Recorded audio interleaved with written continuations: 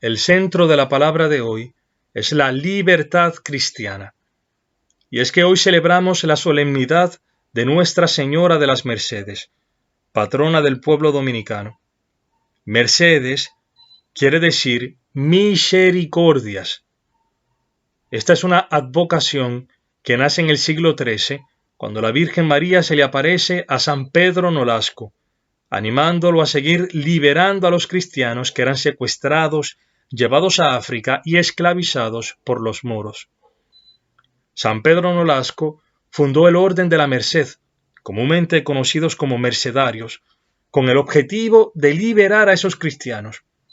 Para lograr esto, empleaban todos sus bienes, pedían limosna y, si era necesario, se entregaban a sí mismos en lugar de un cautivo que estuviese en peligro de perder la fe, cuando el dinero no alcanzaba para lograr su liberación. Cuando se asume el reto de la evangelización del Nuevo Mundo, entre otras órdenes mendicantes, llegaron al continente americano los mercedarios, trayendo consigo la devoción a Nuestra Señora de las Mercedes. La primera lectura de hoy es un fragmento de lo que es llamado Libro de la Consolación. El profeta Jeremías anuncia al pueblo en el destierro la liberación. Las tribus de todo Israel volverán a su tierra, que representa la promesa de Dios, su favor, representa la libertad.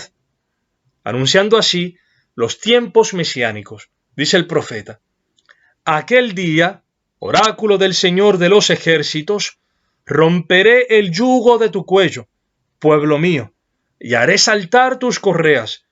Ya no servirán a extranjeros, sino que servirán al Señor su Dios, y a David su rey, que le suscitaré. Esta profecía se cumplió parcialmente, como prefiguración, cuando Judá, es decir, una parte de Israel, el Israel del sur, volvió del destierro, alimentando así la esperanza mesiánica. Esto es lo que históricamente canta el Salmo de hoy, cuando dice: cuando el Señor cambió la suerte de Sión, nos parecía soñar, la boca se nos llenaba de risas, la lengua de cantares. El Señor ha estado grande con nosotros y estamos alegres. Al ir van llorando, llevando la semilla, y vuelven cantando, trayendo sus gavillas. La realización plena de esta profecía se da en Jesucristo. Él es el Rey davídico que Dios Padre suscitó para la salvación de su pueblo. Por eso Zacarías, al nacimiento de su hijo Juan, precursor del Mesías, profetiza, orando: bendito el Señor, Dios de Israel, porque ha visitado y redimido a su pueblo, y nos ha suscitado una fuerza salvadora en la casa de David su siervo. Y la Iglesia, pueblo de Dios, que ha hecho experiencia de esta salvación, de esa redención o liberación, cada mañana, en la oración de los laudes, entona este cántico. El Evangelio de hoy nos hace presente que Dios ha querido asociar a María en esta obra salvadora de su Hijo. En las bodas de Caná, María aparece como intercesora ante su Hijo. Ella ha visto que a los novios, que a esta humanidad, le faltaba el vino, que nuestra fiesta no era fiesta, que nuestra vida no era vida, porque la muerte reinaba en nosotros. He aquí que María le dice a su Hijo: no les queda vino. El vino es signo de la alegría. María en fondo está pidiendo para esta humanidad, para estos esposos, el don del Espíritu Santo. Jesús le responde: ¿qué tengo yo contigo, mujer? Todavía no ha llegado mi hora. La hora de Cristo será el momento de su Pascua, pero por intercesión de su madre, da inicio a los signos que llevarán a ella y manifiesta su gloria, suscitando la fe en sus discípulos. María, que estaba llena de confianza en su Hijo, de frente a su respuesta, dice a los sirvientes lo mismo que siempre ha dicho de diferentes formas al pueblo creyente, y que hoy nos dice a nosotros: haced lo que Él os diga. María siempre nos lleva a su Hijo, Quien obedece al Hijo de Dios verá la vida, como la vieron los sirvientes, como la vieron los que asistieron a esa boda. Y esa boda era símbolo del cumplimiento de las bodas escatológicas, el cumplimiento de las promesas mesiánicas. La transformación del agua en vino indica el cumplimiento que da Jesús a la alianza con Israel, prefigurando su sangre y cumpliendo el banquete escatológico. Esos recipientes contenían alrededor de 702 litros de vino, una cantidad sobreabundante, y que testimonia el inicio de los tiempos mesiánicos, que tendrá su hora sobre la cruz, donde Cristo entregará como preludio el Espíritu, derramando su sangre.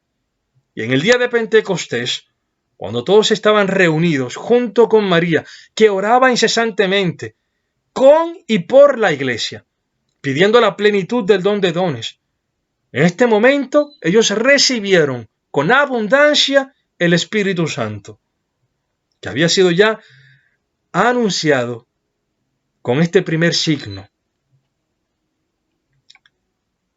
San Pablo nos hace presente en la segunda lectura que el misterio pascual de Cristo, su entrega y la entrega del Espíritu Santo, significan concretamente la gracia de la libertad filial, que es más grande que la libertad de movimiento o que el simple albedrío o supuesta libertad de hacer lo que uno quiera.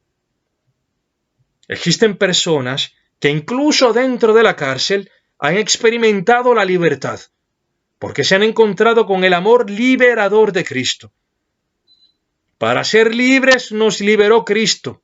Manteneos pues firmes, y no os dejéis oprimir nuevamente bajo el yugo de la esclavitud, dice San Pablo. Todo el capítulo 5 de la Epístola a los Gálatas nos habla de la libertad cristiana, que es consecuencia del Espíritu y de la fe.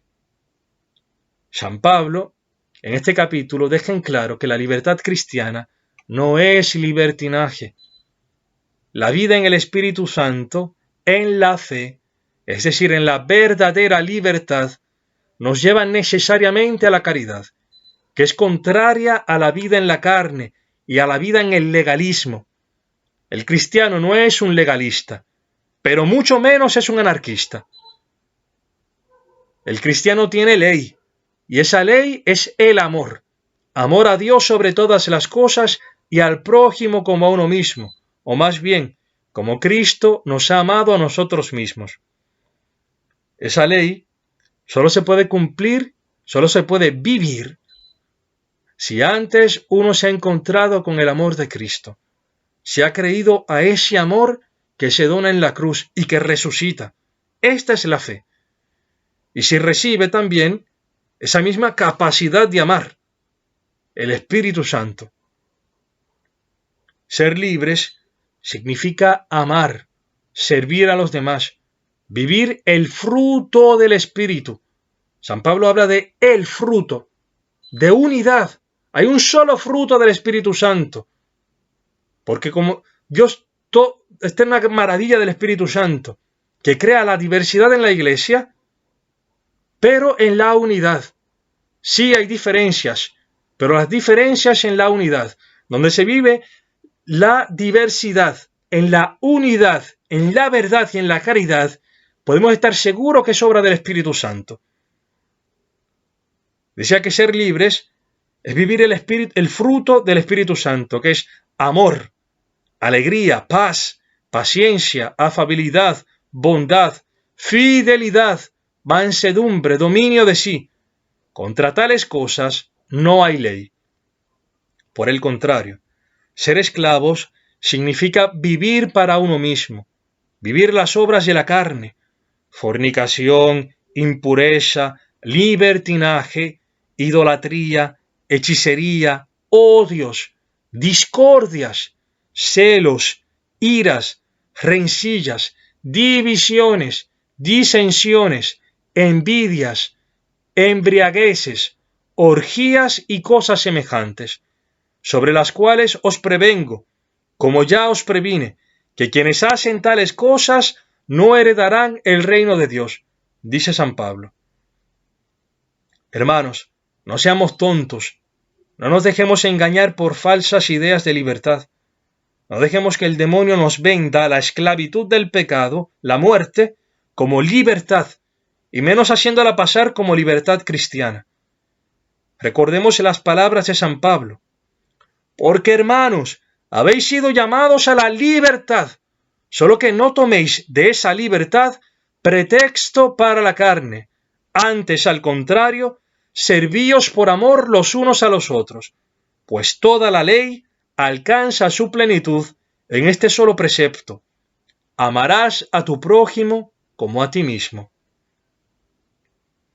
Inspirados por la liturgia de hoy, pidámosle a nuestra Madre, la Virgen de las Mercedes, que interceda por nosotros, para que el Señor nos conceda la gracia de mantenernos en la verdadera libertad de hijos, que Jesucristo nos mereció con su sacrificio, y ofrecerla incansablemente a todos los hombres. Alabado sea Jesucristo.